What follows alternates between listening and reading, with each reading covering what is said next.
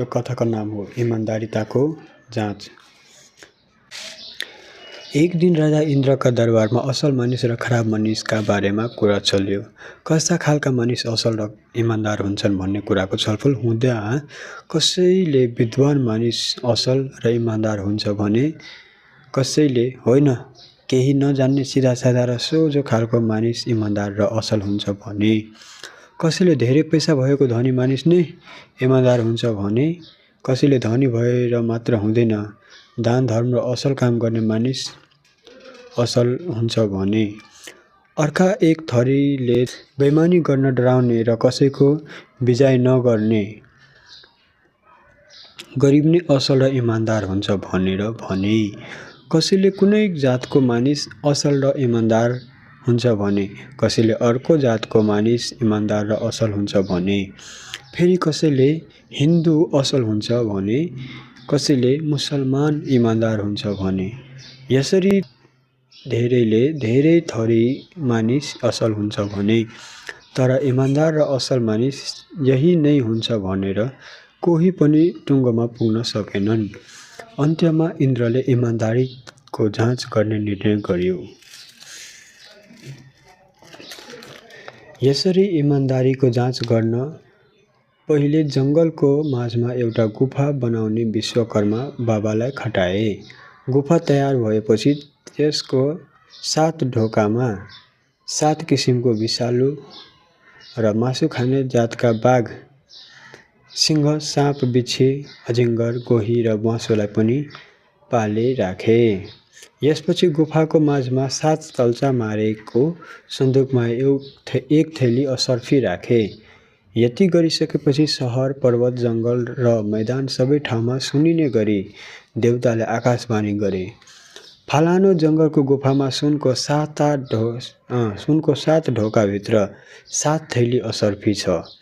यो असर्फी ईश्वरले पठाएका हुन्, जसलाई साँच्चै धनको खाँचो छ र जसले यसलाई राम्ररी काममा खर्च गर्न सक्छ त्यसले यो लिन जानु। स्वर्गबाट भएको यस्तो आकाशवाणी सुनेर गाउँ बस्ती सहरका सारा मानिस गुफा अगाडि जम्मा भए। तर गुफाभित्र के छ, कस्तो छ, हमेसी भित्र जान आँट कसैले गरेन। आखिरमा एकजना विद्वान पण्डित अगाडि सरे, तर ढोकामा पुग्नासाथ भित्रबाट एउटा आवाजले सोध्यो, पख, तिमी को हौ? म यस सहरको विद्वान ब्राह्मण हुँ। तिमीले धन पायो भने के गर्छौ? दान धर्म र ईश्वरको ठुला ठुला काममा खर्च गर्छु। तिमी दुष्टसँग लड्न सक्छौ? झगडा गर्नु ब्राह्मणको धर्म होइन। यस गुफाको 7 ढोकामा 7 किसिमका दुष्ट र जङ्गली जनावर छन्। उनीहरूबाट कसरी जोगिन्छौ त? जङ्गली जनावरको कुरा सुन्न साथ पण्डितको हंसले ठाउँ छोड्यो। भो बाबा, बरु धन चाहिएन भनेर उनी फर्के। त्यसै गरी त्यहाँ अनेक मानिसहरू गुफाभित्र धन लिन कसिए। धनी पनि कसिए, गरिब पनि कसिए, विद्वान पनि कसिए, मूर्ख पनि कसिए, अनि हिन्दू पनि कसिए, मुसलमान पनि कसिए। तर साँप, बिच्छी, सिंह, ब्वाँसोको नाम सुन्न साथ सबैको सातो गयो। कसैले पनि अघि बढ्ने आँट गरेनन्। आखिर एकजना मानिस जान तम्सियो। ऊ गुफाको ढोकामा उभियो। भित्रबाट आवाजले सोध्यो, पख, तिमी को हौ?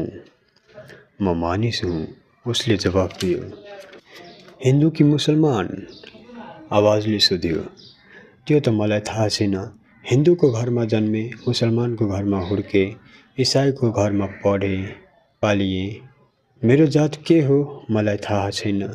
उसले भन्यो, यति थाहा छ, म मान्छे हुँ र मान्छेलाई बाँच्नको लागि धनको खाँचो छ। तिमी आफूलाई असल ठान्छौ कि खराब? इमान्दार ठान्छौ कि बेइमान? आवाजले सोध्यो। त्यो त मलाई थाहा छैन। भोक लागेर अत्यन्तै छटपटी भएको बेलामा अन्न हुनेसँग अन्न खोसेर पनि खान्छु। आफूसँग भएको बेला नहुनेलाई दिन्छु। तर मैले असल गरे कि खराब यो मैले सोचेको छैन। उसले भन्यो, तिमी धन पाए के गर्छौ? आवाजले सोध्यो।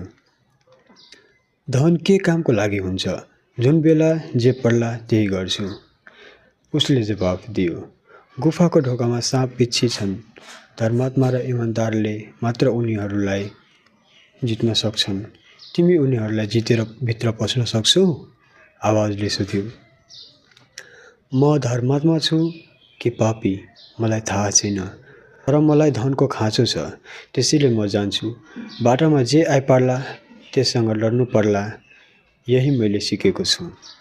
यति भनेर त्यो मानिस सरासर भित्र पस्यो। उसको छाया पर्ने बित्तिकै पाले राखेका जनावरहरू पग्लेर गए। उसले भित्रबाट असर्फी ल्यायो र मजासँग त्यसैबाट धेरै गरिबको पनि सेवा गर्यो।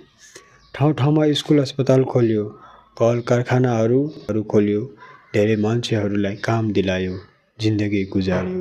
इन्द्रको दरबारमा त्यही मानिस सच्चा र इमान्दार ठहरियो। धन्यवाद यो कथा सुनिदिनु भएकोमा। फेरि पनि अर्को कथा म लिएर अर्को भिडियोमा आउने नै छु।